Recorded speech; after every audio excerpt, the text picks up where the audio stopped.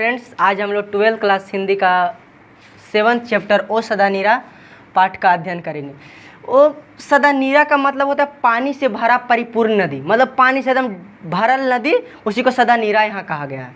ये नदी पर ये कहानी गंडक नदी को निर्मित बना के ये कहानी लिखा गया है। जगदीश चंद्र माथुर लिखते हैं कि बिहार के उत्तर पश्चिम कोण में चंपारण क्षेत्र की भूमि भी पुरानी है और नवीन भी।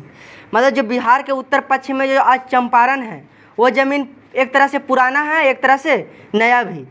हिमालय की तलहटी में जंगलों की गोदी से उतरकर मानव शैशव सुलभ अंगों से मुस्कान वाली धरती को ठुमुक ठुमुक चलना सिखा रहा है।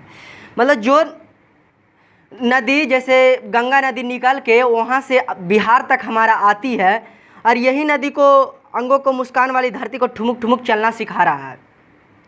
नए खेत, नए पैदावार और बीज में पलाश, साल एवं अन्य जंगली वृक्षों की भटकी सी पानते, मतलब ये सब जो धीरे धीरे ये नया नया खेत है, जंगल है, ये सब कैसे है? गंगा नदी का जो पानी है जब आता है थोड़ा थोड़ा सूखता है, नया नया मिट्टी ला के और नया नया खेत बना देता है। दूर दूर तक समतल की गई भूमि ट्रैक्टर की आतुर अंगुलियों ने मानो जिसे परिहित हंसवना कर दिया है। मतलब दूर दूर तक क्या कर दिया गया? ट्रैक्टर से सारा भूमि को समतल बना दिया गया। कैसे नदी पहले उबड़ खाबड़ रहती थी, जंगल रहता था, लेकिन अब ट्रैक्टर से उसको आज समतल बना दिया गया। तभी तो आज लाज से सिकड़ी हुई सब नदियों ने जल नाम मात्र को रह गया है, बालू की डगरों के बीच खोई सी रह गई है। मतलब तभी तो जब ये सब में खेती होने लगा, काची हो गया, खेती होने लगा और ये सब जो जंगलों का कटाई हो गया, तभी तो ये सब जल नाम मात्र करा गया। जो नदी पहले डबडब रहती थी वो नदी में आज पानी कम गई है, बालू की डगरों बीच से खोई रह गई है। मतलब पूरा बालू के ऊपर रहता था पानी, लेकिन अब दोनों तरफ बालू है, बीच में पानी की धारा बहती है। ये धाराएं जो कभी वनश्री के ढके बज स्थल में किलकती रहती थी, ये धाराएं जो कहाँ वनश्री मतलब समझ रहे हो, वन की जो शोभा है, पेड़ पौधा जो है उसमें पानी चढ़ जाता था। पेड़ में पानी, मतलब पेड़ जिधर जिधर लगल है जंगल में पानी घुस आता था। आज नदी में भी पानी की कमी आ गई है, दोनों तरफ बालू के ऊपर आता था पानी, आज बालू के बीच में पानी जा रहा है।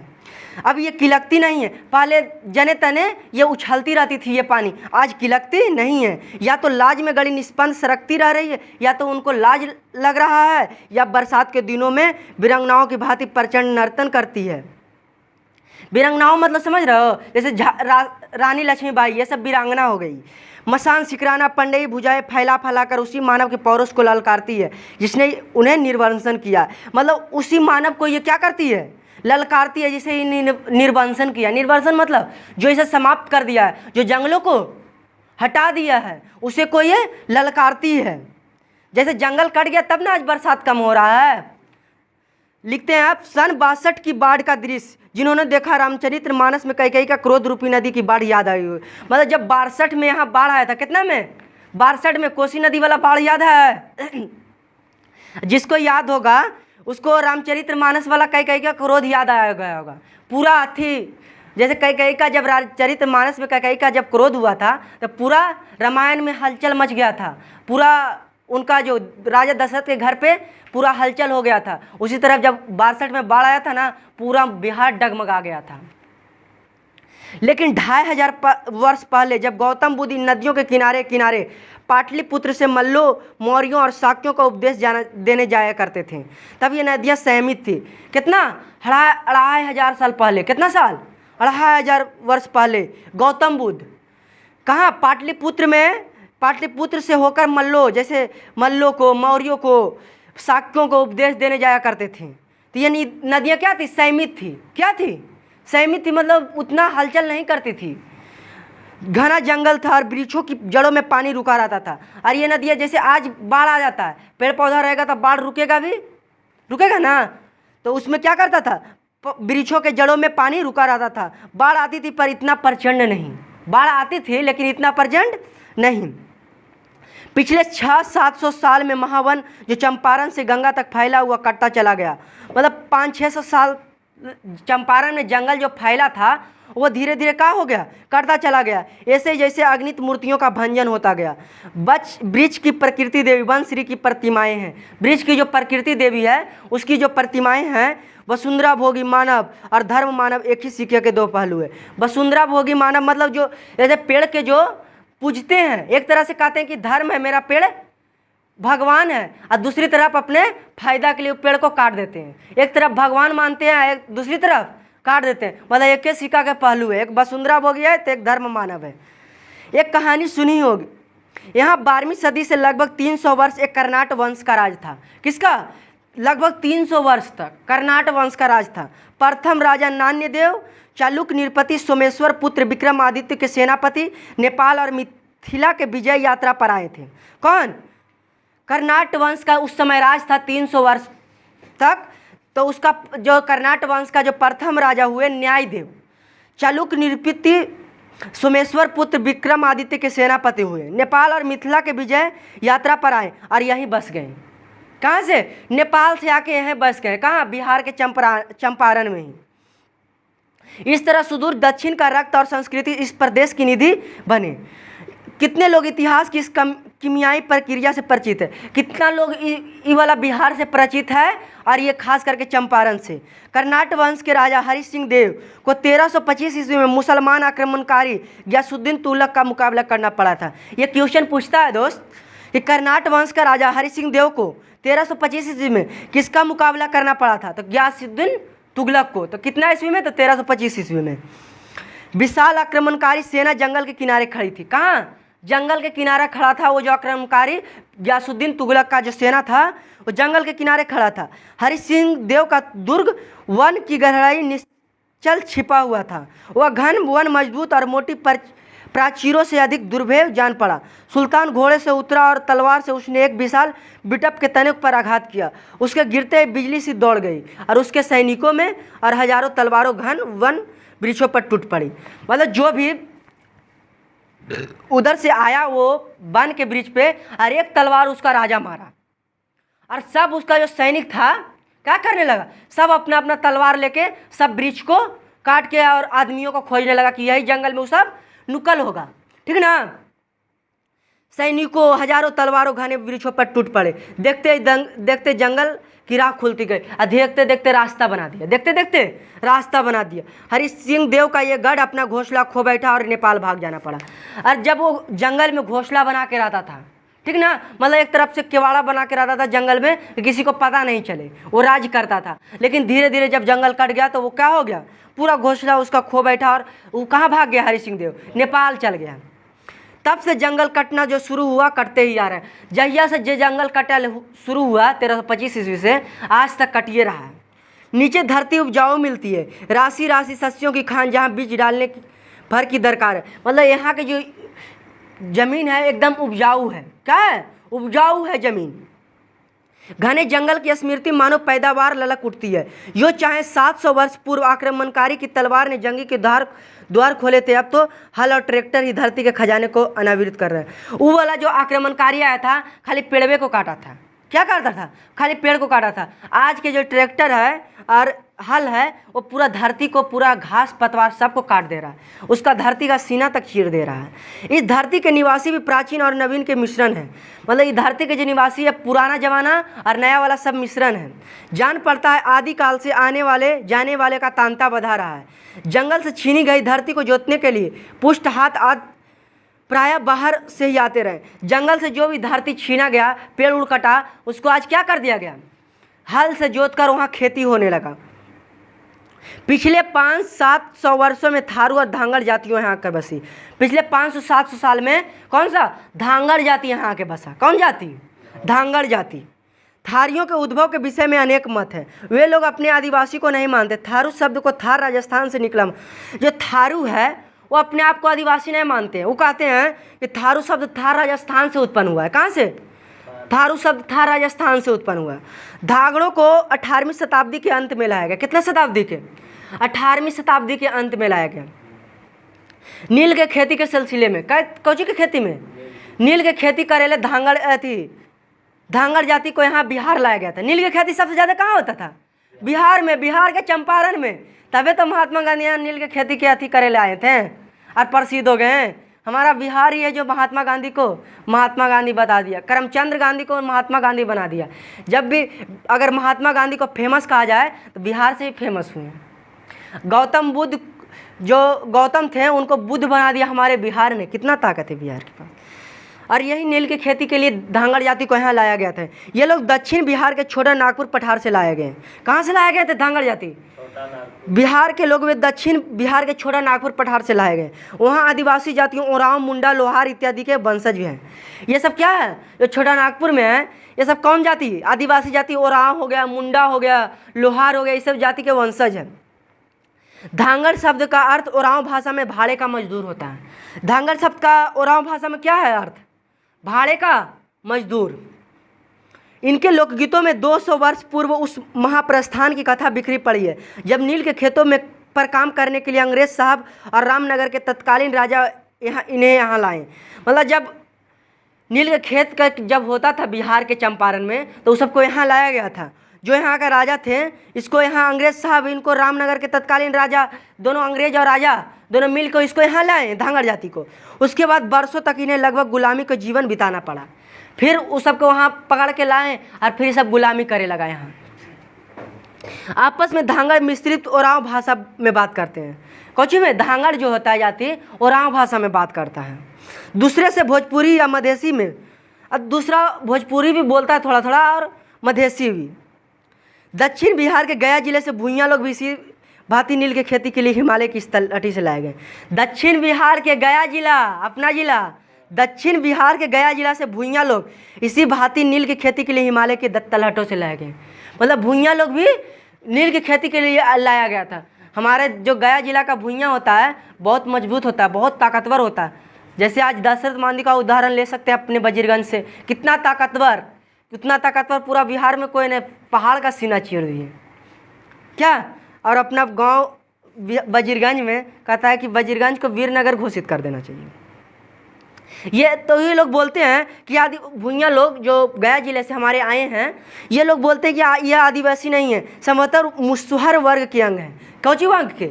ये मुसहर वर्ग के अंग हैं। इन्हें कर्मठ मजदूरों से नील कोठियों के साहब दासों की भांति काम लेते थे, किंतु संपदा में भागी ये कभी नहीं बन पाए। मतलब ये नील खेती के खाली काम करता था और नील सब बेच देते थे। कौन? अंग्रेज लोग। आ रहा बात समझ में? नील की खेती सब बेच, इसका जो संपदा हुआ, जो उसका फायदा हुआ, उससे कोई मतलब नहीं। इसको खाली खाना पीना से मतलब है, ठीक ना। आने वाला का तांता बंधा ही रहा। आक्रमणकारियों ने त्रस्त राजकुल के वंशज, आजीविका के खोजी आदिवासी, हरिजन मजदूर, उर्वरा भूमि, संपदा प्राप्त करने के अभिलाषी, पंचाई जमींदार तथा वे गोरे साहब जिन्होंने ब्रिटिश साम्राज्य के इस अज्ञात से कोने में अपने निजी वैभवशाली साम्राज्य स्थापित कर रखा था, सभी को आश्रय दिया इस भूमि ने। मतलब सब लोग जो भी जहाँ से आया सबको आश्रय किसने दिया? बिहार राज्य के चंपारण जिला। जैसे उस सब हरि सिंह देव हो गया, गयासुद्दीन तुगलक हो गया, गौतम बुद्ध, ये सब सबको बिहार ने अथी दिया, और ख़ास करके चंपारण ने। पिछले 10-12 वर्षों में एक नया त्रस्त समुदाय यहाँ आया। पूर्वी बंगालों के शरणार्थी। कहाँ से? पूर्वी बंगालों के शरणार्थी, जो पश्चिम बंगाल से यहाँ शरणार्थी है। चंपारण में शायद पहला प्रयास किया गया पूर्वी बंगाल के शरणार्थी को निश्चित योजना के अनुसार बसाने का। मतलब वो जो शरणार्थी जो बंगाल से आया उसका निश्चित योजना बना के आया है बसाने का। धारुओं और धांगड़ों के बीच ये सस्य श्यामला भूमि उनको भी धराती बनी है। बिछुड़ी माता के सुगंध संस्पर्श और स्मृति धान के खेतों इन्हें मिली। हिमालय की पदस्थली मानो गंगा सागर के चरणोदक उड़ेला। इतिहास की उंगलियां ऐसी बीना पर थिरकी जिसकी हर झंकार एक अलग स्मृति की प्रतिध्वनि है। मतलब जो बंगाल के लोग आया है यहाँ कौची करे लाया है? वो सब धान की खेती करे लाया। कौची करे ले? धान की खेती करे लाया है। उस दिन चंपारण में एक सुदूर गाँव में इस बीना की विविध रागनी सुनने को मिली। थारियों की अनुपम, मतलब यहाँ के लोग जो छोटे जाति के लोग हैं, ये सब भी मनोरंजन के लिए गाना बजाना, नाचना कूदना यहाँ बहुत चल रहा था। तो ऐसे ही एक सुदूर गांव में बीना की विविध रागनी सुनने को मिली। थारियों के अनुपम गृह कला, धांगड़ों का नर्तन, पूर्वी बंगाल के पुनर्वसित किसानों के करुण कीर्तन। मतलब ये जो है यहाँ के लोग का बहुत अच्छा प्रचलन है। जैसे धांगड़ों का जो नर्तन है, ये सब पूर्वी बंगाल का पूर्व किसानों का करुण कीर्तन है जो गाते हैं। इनकी थारुओं का जो गृह कला है, मतलब घर के जो कला है जो बनाती है सुपदौरी, उसका बहुत मनमोहक है। यद्यपि मेरे अनुरोध पर एक देहाती प्रदर्शनी का आयोजन किया गया, तथापि थारुओं की कला किसकी, मूलतः उनके दैनिक जीवन का अंग है। जिस पात्र में धान रखा जाता है वह सिंह का बनाया जाता है। कौची का? जिस पात्र में पूछता है कि जिस पात्र में धान रखा जाता है वो कौची से बनाया जाता है? सिंह से बनाया जाता है। कई तरह के रंगों के और डिजाइनों के साथ सिंह की रंग बिरंगी टोकरियों के किनारे सीप का झालर लगाई जाती है। झोपड़ी में प्रकाश के लिए जो दीपक है उसकी आकृति भी कलापूर्ण है। मतलब यहाँ के लोग कितना कलापूर्ण चीज़ बनाता है। देखो टोकरी जो सरकी से बना हुआ नहीं रहता रंग रंगल वाला, कितना अच्छा लगता है देखने में, सुंदर। तो हाँ, और झोपड़ियों में जो प्रकाश के लिए जो दीपक है उसकी भी आकृति कितना कलापूर्ण है। जो दिया चरमुखा बना है कितना अच्छा लगता है। ये सब लिख रहे हैं जगदीश चंद्र माथुर, वहाँ का जो कला देखे हैं उसके बारे में। शिकारी और किसान के काम के लिए जो पदार्थ मूंज से बनाए जाते हैं उनके भी सौंदर्य और उपयोगिता अद्भुत मिश्रण दिख पड़ा। किंतु सबसे मनमोहक था नववधु, एक अनोखा अलंकरण जो मात्र आभूषण ही नहीं है। हर पत्नी दोपहर का खाना लेकर पति के पास खेत में जाती है। नववधु मतलब समझ रहे हो, जो नया पत्नी जब घर आती है उसको नववधु कहते हैं, ठीक है ना। नववधु जब पहली बार इस कर्तव्य को निभाने जाती है, जो अपना मस्तक पर एक सुंदर पीढ़ा रखती है जिसके 3 लेटे वेनियों की भांति लटकी रहती है। हर लट में धवले सीपों और बीज विशेष के सफ़ेद दाने पिरोए होते हैं।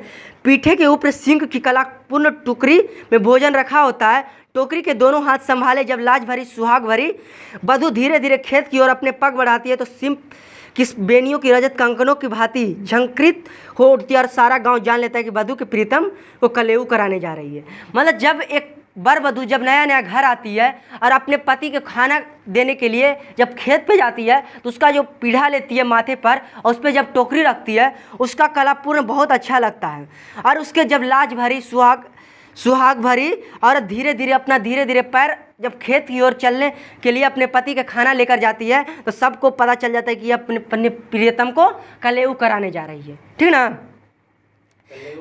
कलेऊ मतलब अपना खाना पाले जा रही है अपने पति से मिलने, ठीक ना।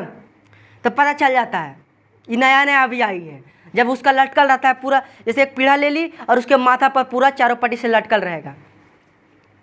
इस मधुर और संस्कृति की अपेक्षा धांगड़ों का सामाजिक जीवन अधिक प्रखर और उल्लासपूर्ण है। मतलब यहाँ का जो संस्कृति है धांगड़ों का सामाजिक जीवन बहुत उल्लासपूर्ण है। उल्लासपूर्ण मतलब समझ रहे हो, उल्लासपूर्ण मतलब बहुत हंसी खुशी है। कहता है कि पैसा में सबसे ज़्यादा खुशी होता है लेकिन सबसे ज़्यादा दुख अमीर आदमी दिखता है हमको, ठीक ना। और जितना भी गरीब लोग है जिसके पास पैसा नहीं बहुत सुखी दिखता है यार। एक बार कभी जाना गरीब के गाँव में, भट्ठा पे जाना, कितना सुंदर दिखता है, कितना उल्लासपूर्ण। और ये जो अमीर लोग हैं बहुत टेंशन में ज़्यादा रहते हैं, ठीक ना। और ये स्त्री पुरुष दोनों ढलती शाम के मंद प्रकाश में सामूहिक नृत्य करने लगे। जब शाम ढलती है, कब? जब शाम ढलने लगी, जगदीश चंद्र माथुर लिख रहे हैं जब शाम ढलती है तो स्त्री पुरुष दोनों मंद प्रकाश में सामूहिक नृत्य करने लगी। ओराव नृत्य से मिलते जुलते ही नृत्य होते हैं धांगड़ों के। कौन नृत्य? जब शाम होता है तो वे लोग क्या करने लगते हैं? नृत्य करने लगते हैं। किंतु कुछ निजी विशेषताएं भी है। मर्द अपने दाहिने हाथ में रंगीन रुमाल लिए उसे हिलाते जाता है। यह नेपाल प्रभाव जान पड़ता है। मतलब वो सब जो नृत्य करता है कैसे करता है, जो वहाँ का नृत्य करना अपना एक कला है, तो वो नृत्य कैसे करता है? पुरुष जो है एक रंगीन रुमाल हाथ में ले लेता है और नाचता है और हाथ में डोलाता है, ठीक ना, हिलाते जाता है। ये जो हिलाने का जो परंपरा है ये कहाँ का जान पड़ता है? नेपाल का जान पड़ता है। गीतों में कल्पना और चित्रोपमता अधिक जान पड़ी। भाषा में भोजपुरी और ओरांव का मिश्रण था। यहाँ का जो भाषा था चंपारण का, उसमें काची ओरांव भाषा और भोजपुरी भाषा का दोनों का मिश्रण था।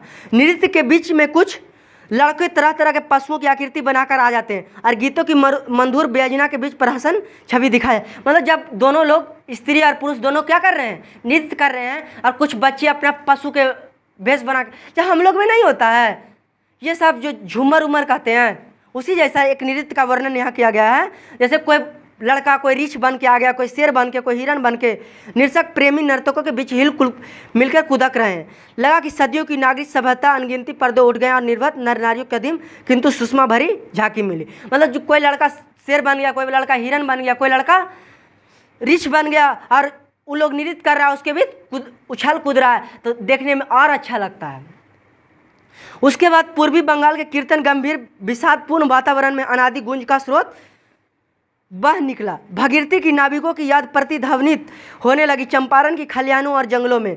वर्षों बाद शायद इन कीर्तनों की उदार तान छाती होती जाए, शायद इनके विषाद स्मृति की रेखाएं मलिन हो जाए और उल्लास की कड़ियों में मुखर उठे। मतलब ये जो नाचते हैं गाते हैं, इससे क्या होता है, उल्लास की कड़ियों में बिखर उठता है। उल्लास रात बीत चली और दिवस का संघर्ष अंधेरे पर्दों के बीच सजग घोटा। मतलब जो उस सब के हंसी खुशी था, नाचते नाचते अब सब सो गए और कितना हो गया, दिवस हो गया। दिवस का मतलब दिन हो गया। धरती देती है किंतु यहाँ का जन जीवन समृद्ध नहीं बना सका। मतलब धरती तो यहाँ बहुत उपजाऊ है, लेकिन इस सब के जीवन समृद्ध नहीं बना सका। बेतिया राज की जमींदारी में तो अंग्रेज ठेकेदार बन गया। 19वीं सदी में नील की खेती का विस्तार किया। जो बेतिया राज का जो जमींदारी था, कुछ करा, अंग्रेज ठेकेदार बन गए। काची बन गए, अंग्रेज ठेकेदार बन गया और यहाँ नील का खेती का विस्तार किया चंपारण में। नील से ही उन दिनों रंग बनते थे और इसलिए नील का पाश्चात्य देशों में बहुत मांग थी। मतलब जो अंग्रेज था नीले की खेती काहे करवाता था, नील की खेती से रंग बनता था और रंग का बहुत मांग था नील का बहुत सारे देशों में, तो सब पे ज़्यादा उनको बेनिफिट होता था। लाखों की संपदा उन अंग्रेजों ठेकेदारों के हाथ लगी किंतु रैयत का कोई लाभ नहीं हुआ। मतलब जिसका खेत था उसको कोई लाभ नहीं हुआ, उससे खाली काम लिया गया, ठीक ना। बेतिया राज में बहुत कम अदायगी पर हजारों एकड़ जमीन इन गोरे ठेकेदारों ने ली। ठेठ देहात में उनकी भव्य कोठरियों खड़ा हो गई। किसानों से ज़बरदस्ती नील की खेती कराई गई। हर 20 कट्ठा ज़मीन पर 3 कट्ठा नील की खेती के लिए हर किसान को रखना लाजमी था। मतलब जो भी किसान ठिक्का पे खेत लेगा तो 20 कट्ठा अगर खेत लेगा ना तो 3 कट्ठा नील की खेती करे पड़ेगा। 20वीं सदी के प्रारंभ में जब केमिकल रंगों की ईजाद होने पर नील की मांग कम हो गई, तब भी यह ज़बरदस्ती चलती रही। 3 कट्ठिया से छूट पाने के बाद के लिए किसानों को मजबूर किया गया, वे मोटी रकमें गोरे ठेकेदार को दें। मतलब जब नील का मांग भी कम हो गया तब वो ये नील की खेती अंग्रेज। इतना ही नहीं, चंपारण और उसके आसपास के इलाकों में नीले साहब का निष्कंटक साम्राज्य था। उतना उन दिनों जो अंग्रेज था चंपारण में ना, उसके जितना भी इलाका में सबसे ज़बरदस्ती नील की खेती करवाता था। जिस रास्ते पर साहब की सवारी जाती उस पर हिंदुस्तानी अपने जानवर नहीं ले जा सकते थे। मतलब जे रास्ता से साहब मतलब अंग्रेज जाता, वो रास्ता से कोई अथी भी नहीं ले जा सकता था जानवर अपना, नहीं तो साहब के बड़ा दिक्कत हो जाता। यदि किसी रैयत के पास शादी उदी है, शादी उत्सव विवाह होते तो साहब के यहाँ नरजाना भेजना पड़ता। साहब बीमार पड़ता तो रैयतों से इलाज के लिए वसूली होती। साहब हाथी खरीदता तो रैयत अपनी गाड़ी कमाई में से कुछ ना कुछ देना होता। मतलब केकरो शादी उदी है तो पहले नजराना ओकरा भेज दो कि इतना रुपया हमारा यहाँ शादी है। कि अगर साहब बीमार पड़ गया तो उसको चंदा दो कि साहब के दिखावे ले बड़का हॉस्पिटल में, ठीक ना। अगर साहब को हाथी खरीदना जाए ले तो ओकरो ले चंदा दो सब तहसील के। किसी अगर नहीं दोगे तो अमोलवा की कोठी के साहब का नाम था यमन। मतलब जो अमोलवा कोठी का एगो साहब थे ओकर नाम कुछ था यमन साहब। भीष्म आंतक था यमन साहब का।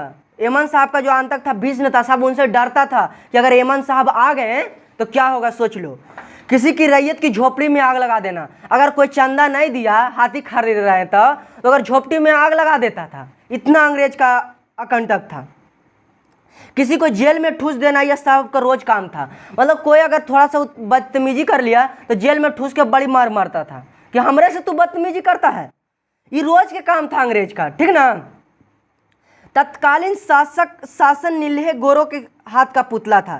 तत्कालीन जो शासन था वो नीले गोरों का हाथ का पुतला था। मतलब नीला गोरा था, वो सब कुछ करता था, ये सब के सताते रहता था। ये गुण उससे मुंह से बात नहीं करना है। और जो रास्ता से जा रहा है वो रास्ता से कोई चीज़ नहीं ले जाना है, न जानवर न बकरी, नहीं तो बड़ा दिक्कत हो जाएगा। उन दिनों उत्तर बिहार में दौरा करने वाले अफसरों के लिए देहात में डाक बंगले नहीं बनते थे।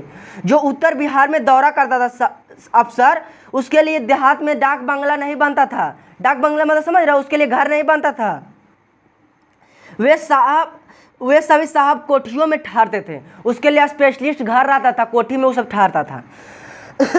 दक्षिण बिहार के बागी विचारों का असर चंपारण में देर से पहुंचे, इसीलिए गंगा पर पुल बनाने की स्कीम में तत्कालीन साहब ने कोई दिलचस्पी नहीं दिखाई और यूं बरसों तक चंपारण में गोरों नीलों का राज ब्रिटिश साम्राज्य की छत्र छाया में पनपता रहा। वो सब जो साहब था, मतलब कि गंगा पे अगर पुल बना देंगे तो इस सब में बाढ़ रुक जाएगा, ठीक ना। तो इस सब के ओकरा स्कीम नहीं दिखावे, मतलब खाली नील के खेती सबसे करवावे और पुल बनावे के कोई नहीं कहावे। और अंतक और दैन्य समृद्धि और बेबसी के उस आलम में सन 1917 में अप्रैल मास में एक बिजली सिकौंदी, मतलब साल 1917 की बात है, 1917 में एक बिजली सिकौंदी, मतलब कोई आए होंगे वहाँ चंपारण में। गांधी जी के चमत्कार की कथा स्वयं राजेंद्र बाबू ने लिखी है। 1917 में क्या हुआ था, कौन सी बिजली आई थी? बिजली वही जो महात्मा गांधी हमारे बिहार के चंपारण में पधारे थे। इसकी जो चमत्कार की कथा है राजेंद्र बाबू खुद लिखे हैं। स्वतंत्र युद्ध में के महानाटक में उस नांदी पाठ को मानो सूत्र रूप में संघर्ष और विजय की सारी गाथा ही समा गई। वो जो स्वतंत्र का जो युद्ध है, गांधी जो नील के खेती से छुटकारा पाए वाला, इस सब युद्ध करे, वो मानो कि महानाटक बन गया।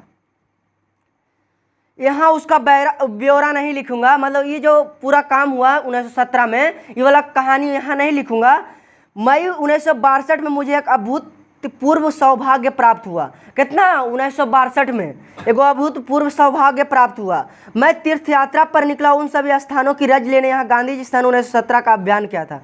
मैं तीर्थ यात्रा पे, जब जगदीश चंद्र माथुर लिखते हैं, मैं तीर्थ यात्रा पे निकला था। उस समय 1917 में गांधी जी का अभियान चंपारण जिला में चल रहा था, बिहार में। उस तीर्थ यात्रा में मुझे सत्संग मिला कुछ उस महानुभावों का जो सन 1917 में गांधी जी के साथ थे। सोने में सुहागा, मतलब जो भी लोग महानुभावी लोग गांधी जी के साथ 1917 में खड़े थे। मोतिहारी में मिले थे श्री राम दयाल शाह, गांधी जी के रहने सहने का प्रबंध जिनके हाथों हुआ था, एवं श्री हरवंश शाह जो मुजफ्फरपुर से मोतिहारी गांधी जी के साथ गए थे। मतलब जो लोग गांधी जी के साथ आए थे, रहे थे, वो सबको हमसे मिले। जैसे श्री राम दयाल शाह जो गांधी जी के रहे सह के प्रबंध किए थे। हरवंश शाह जो मुजफ्फरपुर से मोतिहारी तक गांधी जी के साथ आए थे, जो उस आंदोलन में उनके सलाहकार रहे। कौन? हरवंश शाह जो मोतिहारी से लेके मुजफ्फरपुर तक गए थे, वो सब उनके साथ रहे। हरवंश शाह लौटने पर मुजफ्फरपुर में श्री रामनवमी प्रसाद से मुलाकात और देर तक बातें हुए। जब लौटे लगे तो मुजफ्फरपुर में रामनवमी प्रसाद से हमको बात हुआ। रामनवमी बाबू और राजेंद्र बाबू उन दिनों गांधी जी के साथियों में अग्रगण्य नहीं थे। मतलब जो गांधी जी के साथी में सबसे ज़्यादा कौन आगे थे? ये रामनवमी बाबू और राजेंद्र बाबू। जिस तेजस्वी किसान के आग्रह पर गांधी जी ने चंपारण जाना स्वीकार किया और राजकुमार शुक्ल सन 17 से पहले रामदयाल शाह, श्री रामनवमी प्रसाद, श्री हरवंश शाह इत्यादि के संपर्क में आया था। राजकुमार शुक्ल की सन 1930 के आसपास मृत्यु हो गई। मतलब जिसके आग्रह पे गांधी जी बिहार के चंपारण जिला में आए थे, वही था रामकुमार शुक्ल, राजकुमार शुक्ल। और वो 1930 में बेचारा मर गया, चला गया। 1917 में गांधी आए, 13 साल बाद राजकुमार शुक्ल टपक गया। किंतु मेरा अविस्मरणीय अनुभव रहा सुदूर भितिहरवा गांव में। जगदीश चंद्र माथुर लिखते हैं कि मेरा जो सबसे ज़्यादा अनुभव रहा सुदूर भितिहरवा गांव में। कौन गांव में? भितिहरवा गांव में। यह गांव अमोलवा के निकट है। यह जो भितिहरवा गांव है अमोलवा के निकट है, जहां सन 1917 में एमन साहब की तूती बोलती थी। जहां 1917 में एमन साहब की तूती बोलती थी, मतलब सब उनसे डरता था 1917 के पहले। जब गांधी जी चंपारण की रैयत को भय और अत्याचार की चंगुल से बचाने का प्रयत्न कर रहे थे, तब उन्हें ग्रामीण जनता की सामाजिक अवस्था के सुधार का भी श्री गणेश किया। मतलब इतना वहाँ का डर पैदा हो गया था एमन साहब से कि कोई ओकरा से ओकर बारे में खिस्सा भी नहीं निकालता था, ठीक ना, कि वो गलत कर रहा है तो एकदम सही कर रहा है, उसका कोई विरोध तक नहीं करता था। इतना डर पैदा हो गया था हेमंत साहब से। तो ये सब डर के चंगुल से बचाने के लिए गांधी जी 1917 में चंपारण आए। और ग्रामीण जनता के सामाजिक सुधार करवाएं। सामाजिक सुधार मतलब समझ रहे हो कि डरना नहीं यार, वो भी आदमी है, तुम भी आदमी हो, क्या एक एक ढेला मारोगे तो ऐसे में हाथी हो जाओगे, ये क्या। तो वहाँ का डर सबसे निकालने के लिए श्री गणेश किया। श्री रामनवमी प्रसाद ने बताया कि एक दिन किसी गांव में किसानों की शिकायतों का अध्ययन करने गांधी जी जा रहे थे उनके साथ।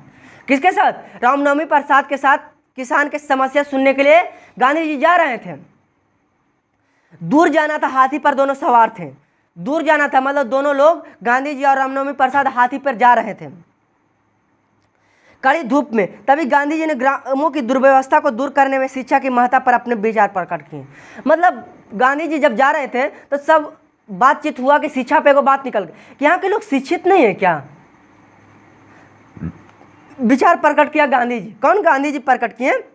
उन्होंने कहा कि जब तक ग्रामीण बच्चों की शिक्षा की व्यवस्था नहीं होगी तब तक केवल आर्थिक समस्याओं को सुलझाने का काम नहीं चलेगा। मतलब गांधी जी बोले जब तक शिक्षा नहीं होगा तब तक गांव का अर्थव्यवस्था नहीं सुधरने वाला है, इसलिए सबसे पहले शिक्षा को लागू करना होगा चंपारण में।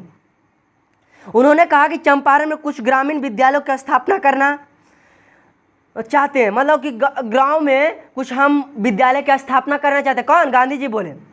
थोड़े दिन बाद उन्होंने 3 गांव में आश्रम विद्यालय स्थापित किए, बड़हरवा, मधुबन और भितिहरवा। 3 गांव में गांधी जी, कई गांव में?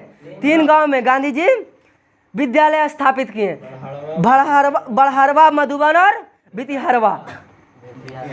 कुछ निष्ठापन कार्यकर्ताओं को 3 गांव में तैनात किया, मतलब जो भी पढ़ा लिखा है 3 गो कार्यकर्ता के तीनों गांव में स्थापित किए, तैनात किया कि यहाँ तुम लोग को बच्चा का पढ़ावे लिखावे लाओ। वे कार्यकर्ता है गुजरात और महाराष्ट्र से। जो कार्यकर्ता पढ़ावे लाए हैं, पढ़ा लिखल कार्यकर्ता, वो गुजरात और महाराष्ट्र से आए थे। कुछ निष्ठावान कार्यकर्ता जो तीनों गांव में तैनात किया, वे कार्यकर्ता आए गुजरात और महाराष्ट्र से। बड़हरवा का विद्यालय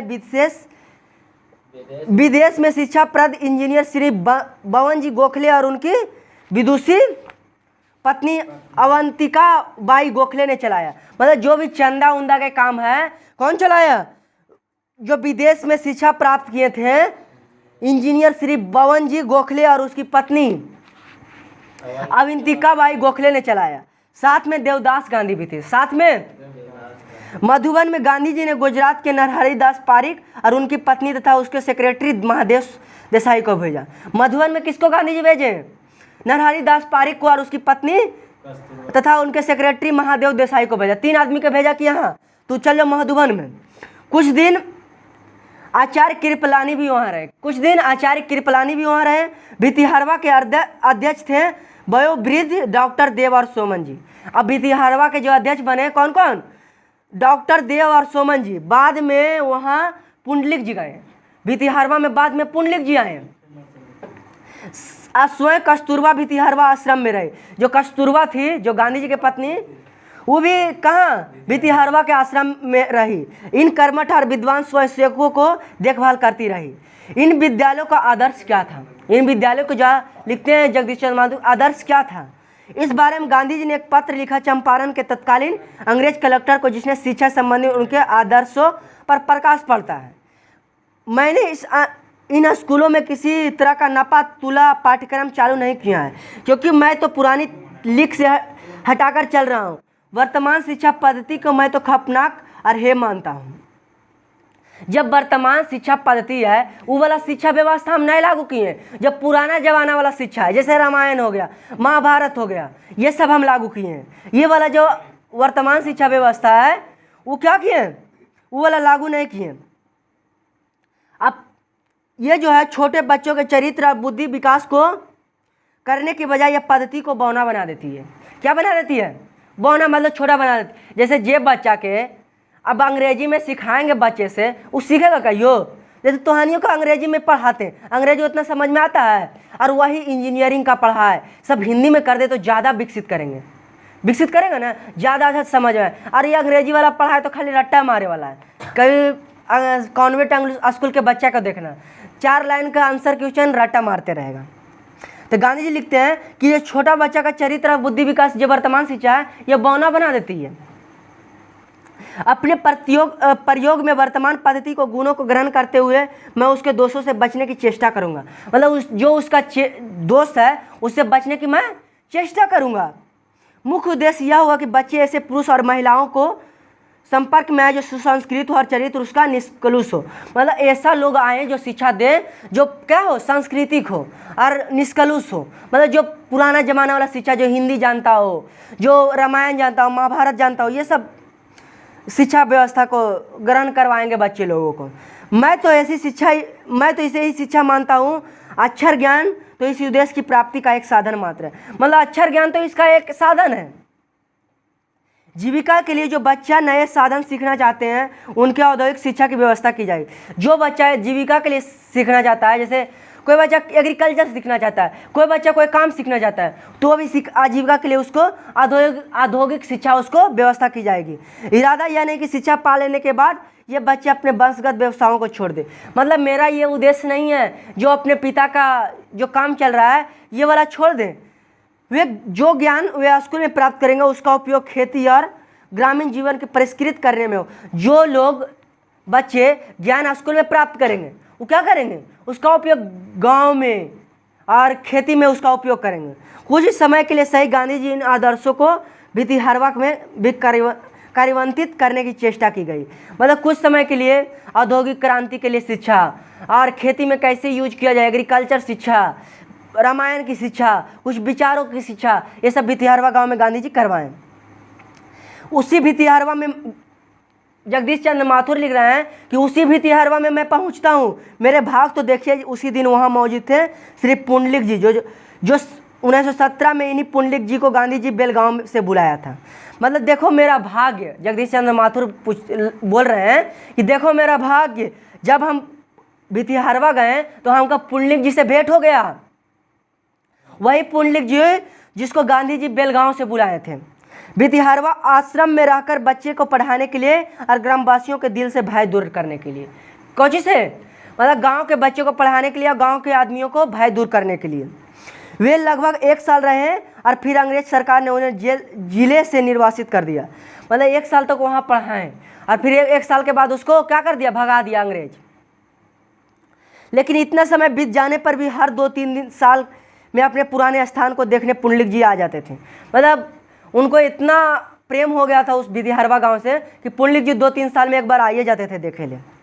उनका शिष्य भी मौजूद था, वृद्ध हो चले हैं, किंतु पुंडलिक जी का तेजस्वी व्यक्तित्व, बलिष्ठ शरीर, दबंग आवाज़ साक्षी है उस अग्नि शिखा के जिसने गांधी जी के शीतल बंधन में बंध जाना मंजूर किया। मतलब पुंडलिक जी का जो तेजस्वी व्यक्तित्व था, बलिष्ठ शरीर था, उनका आवाज़ में जो साक्षी, दबंग वाला जो आवाज़ है वो आज भी साक्षी है। पुंडलिक जी ने वह कमरा दिखाया जहाँ बैठकर गांधी जी काम करते थे और मेज जिस पर शायद उन्होंने चिट्ठियाँ लिखी थी। मतलब वो वाला कमरा पुंडलिक जी हमको दिखाएं जहाँ गांधी जी चिट्ठियाँ लिखते थे और जिस पर जो मेज पर चिट्ठियाँ बैठ के लिखते थे गांधी जी, वो वाला मेज हमको दिखाएं। एक मठ के निकट यह आश्रम है। गांव में गांधी जी को आश्रय देने का किसी ने हिम्मत नहीं पड़ी। मतलब जब गांधी जी सबके भय दूर करे लाए तो कोई आश्रम देने के लिए अथी नहीं किया कि गांधी जी को यहाँ आश्रम दे दे। मठ के महंत ने एक महियों के पेड़ के नीचे जगह दी। कोई जब आश्रय नहीं दिया तो एक मठ का जो महंत था वो महुआ के पेड़ के नीचे गांधी जी को आश्रय दिया। कहाँ? तो पूछता है कि गांधी जी को आश्रय कहाँ मिला था? मठ के एक महुए के पेड़ के नीचे। गांधी जी खटिया बिछाए और बाद में एक झोपड़ी बनाई जिसमें डॉक्टर देव आकर रहे और आश्रम को चलाते रहे। कौची? वो खटिया बिछाए वहीं रहे शुरू कर दिया और वहाँ वो झोपड़ी बना दी और डॉक्टर देव आकर रहे और आश्रम को चलाते रहे। उस झोपड़ी को एमन साहब के कर्मचारियों ने भी जला दिया। वो जो झोपड़ी बनाए थे एमन साहब के कर्मचारी आए, वो झोपड़ी के भी जला दिया। बाद में वो खपरेल का भवन बना जो अब भी बहुत कुछ मौलिक अवस्था में। बाद में वो कोची खपड़ा वाला भवन बन गया। पहले था झोपड़ी वाला, अब बन गया खपरेल वाला भवन जो आज भी मौलिक अवस्था में है। कस्तूरबा यहाँ रहकर आश्रम के कार्यकर्ताओं को देखभाल करती। गांधी जी प्रायः बेतिया और मोतिहारी में ही रहते हैं। कोची जो गांधी जी की पत्नी थी कस्तूरबा, आश्रम के कार्यकर्ताओं को देखभाल करती। और जो गांधी जी थे बेतिया और मोतिहारी में रहते थे। कहाँ रहते थे? बेतिया और पुंडलिक जी 3-4 शिष्य से मिले जो पुंडलिक जी सन 1917 में अपने रोचक अनुभवों की कथा भी सुनाई। एक दिन हेमंत साहब इनके आश्रम, पुंडलिक जी अपना कथा है वो सुना रहे हैं। कथा इस प्रकार है, सुनो। एक दिन हेमंत साहब इस आश्रम में आए थे। कायदा साहब जब आए तो जो गृहपति उसके घोड़ों की लगाम पकड़े, पुंडलिक जी ने कहा नहीं, उसे आना है मेरी कक्षा में आए, मैं लगाम पकड़ने नहीं जाऊंगा। मैं बोलता है कि तू टीचर चलो मेरा लगाम पकड़ो, पुंडलिक जी बोलते हैं क्यों नहीं, उसे आना है मेरी कक्षा में, मैं लगाम पकड़ने नहीं जाऊंगा। पुंडलिक जी ने गांधी जी से सीखी निर्भय होने के लिए, मतलब बोल रहे हैं पुंडलिक जी एकदम दबंग आदमी थे, बोलते थे कि सब लोग निर्भर हो जाओ, कुछ हो जाए निर्भर हो जाओ और अपने पे और किसी से एकदम निर्भय हो जाओ, किसी से डरो नहीं, वो भी आदमी है तू भी आदमी है, ठीक है। तो चंपारण अभियान का सबसे बड़ा बयान यही निर्भरता थी, मतलब जो भी क्या बोलते हैं डर जो था, पुंडलिक जी सब गांव वालों से ख़त्म करना चाहें कि सब लोग का डर खत्म हो जाना चाहिए। आज हम उस स्वतंत्रता के वातावरण में स्वतंत्रता का भी नर्तन देखते हैं जो शायद हम निरंकुशता, आ रहा बात समझ में, जो एमन साहब का जो निरंकुशता था वो बहुत था, इतना हद तक अंदाज भी नहीं लगा सकते जिसकी छाया हम अग्नि देशवासी ग्रामीण अंचलों के काल्यापन करते थे। गांधी जी उस दुर्भेद्य अंधकार को भी चीर दिया, इतना उनका था निरंकुश था कि एगो झोपड़ी के भी अगर थोड़ा सा बात ज़्यादा बोल दिया ना तो जला देता था। सोचो कितना निरंकुश था वो एमन साहब। निरंकुश के मतलब समझ रहे हो ना, जिस पे कोई अंकुश नहीं लगा सकता, चाहे झोपड़ी जला दे चाहे कुछ कर दे, उस पर कोई अंकुश। किंतु उसी चंपारण में उसी दूसरी सीख को हमारा शिक्षित समाज हृदयंग नहीं कर सका। मैंने गांधी जी को तत्कालीन पत्र व्यवहार अंशतः पढ़ा है, एक वाक्य भी ऐसा नहीं लिखते जिसके तथ्य की उन्हें पूरी जानकारी ना हो। अधिकांश पत्र अंग्रेज अधिकारियों को भी लिखे गए थे, उसके पास तरह तरह की खबरें आती, अतिरंजनापूर्ण। आजकल का ज़माना होता तो उन खबरों को समाचारों पत्रों में छापते, क्रोधपूर्ण दोषारोपण करते। मतलब पहले वाला ज़माना में कोई उसको प्रचार भी नहीं करता कि ऐसा काम करता, आज के ज़माना होता ना सब पत्रकार उसको खबर को छाप देता।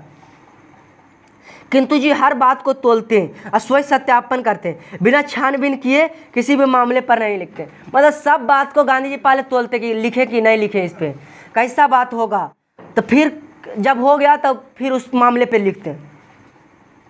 समाचार पत्रों में एक अपनी इंक्वायरी के समाचार बहुत कम देते हैं, समाचार पत्र में भी देते थे लेकिन अपना इंक्वायरी का समाचार बहुत कम देते। किसी गांव से अत्याचार की खबर आती तो वहां जाकर खुद पूछताछ करते हैं या राजेंद्र बाबू, अनुग्रह बाबू, धरणीधर बाबू इत्यादि से जांच करवाते कि सही में ये काम हुआ है वहाँ, ठीक ना। असल में जब सन 1916 की लखनऊ कांग्रेस में लोगों ने उसे चंपारण की त्रस्त जनता के संबंध में प्रस्ताव रखने को कहा तो बोले अपनी आंखों से तो देखो, बिना इन बातों की जांच पड़ताल किए बिना मैं इस मामला को नहीं पढ़ूंगा। मतलब एक गांव से आया कि वहाँ जाके आप देखिए ना, तो बोले कि इस मामला पे हम नहीं लिखेंगे जब तक अपना आंख से इसको जांच नहीं कर लेते। बोले कि अपनी आंखों से देखे बिना इन बातों को जांच पड़ताल किए बिना मैं इस मामले पे नहीं पढ़ूंगा। नीलहे साहब के बंगलों में जाकर उनकी बातों को भी सुनते। ये वही सत्य है जिसका आचरण उनके जीवन का संबल था। आज तो बिना जांच पड़ताल के दोषारोपण करना भी सामान्य व्यवहार है। आज तो रोटी सी बात को बढ़ाकर समाचार पत्रों के गुमनाम चिट्ठियों को लिख भेजना भी मामूली बात है। आज तो सत्य धूरी पड़ा है जैसे भितिहरवा के आश्रम में उपेक्षित है। कैसी है चंपारण की अभिनवी, मानो विस्मृति के हाथों में अपनी बड़ी से बड़ी निधियों को सौंपने के लिए प्रस्तुत करती है। गांधी निधि गांधी द्वारा पावन किए गए स्थलों में कुछ स्मारक बना रही है, लेकिन क्या कोई तीर्थ दिख पाएगी? मतलब जो भी लोग झोपड़पट्टी बनाते हैं उसको गांधी निधि नाम धर देते हैं। मतलब गांधी निधि तो नाम धर दिया, लेकिन ये गांधी निधि टिक पाएगी क्या? यही बोलते हैं। आगे की कहानी अगले वीडियो में मिलते हैं दोस्त। आज के लिए सिर्फ इतना ही।